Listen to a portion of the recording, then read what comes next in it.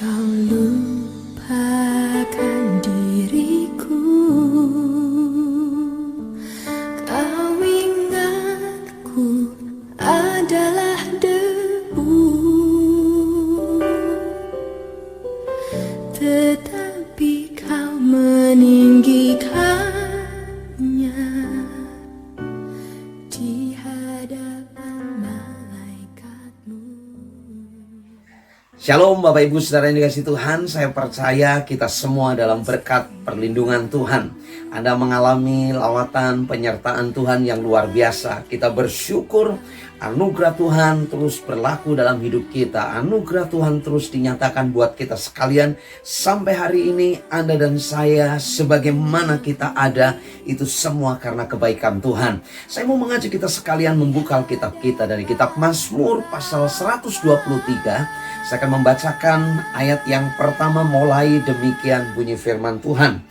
Kepadamu aku melayangkan mataku, ya Engkau yang bersemayam di sorga. Ayat yang kedua, lihat seperti mata para hamba laki-laki memandang kepada tangan tuannya, seperti mata hamba perempuan memandang kepada tangan nyonyanya. Demikianlah mata kita memandang kepada Tuhan Allah kita, sampai Ia mengasihani kita. Saudara, pemazmur mengajak kita sekalian. Di sana digambarkan sama seperti seorang hamba, matanya tertuju kepada tangan tuannya.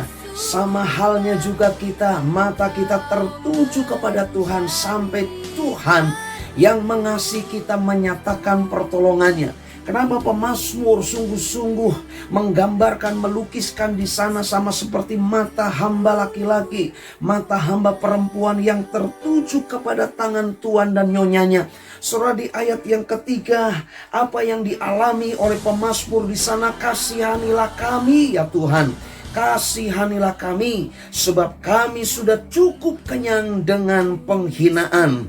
Ayat yang keempat, jiwa kami sudah cukup kenyang dengan olok-olok orang-orang yang merasa aman dan penghinaan orang-orang yang sombong. Saudara, kalau kita melihat di ayat yang ketiga dan ayat yang keempat, bagaimana pemazmur melukiskan dirinya, mengalami tekanan, dirinya mengalami penghinaan yang begitu rupa, dan dia hanya berharap kepada Tuhan. Dia hanya menaruh pengharapannya kepada Tuhan, menanti-nantikan, matanya tertuju kepada apa yang akan Tuhan kerjakan. Sama seperti mata seorang hamba laki-laki, sama seperti mata seorang hamba perempuan yang tertuju kepada tangan tuan dan nyonyanya, menantikan, berharap tuannya menyatakan pertolongan. Dan ini pun menjadi kerinduan kita sekalian. Mari, di tengah situasi pandemi COVID-19 yang berkepanjangan ini, ada satu pribadi yang menyatakan pertolongannya luar biasa, yaitu Tuhan, yaitu Allah kita.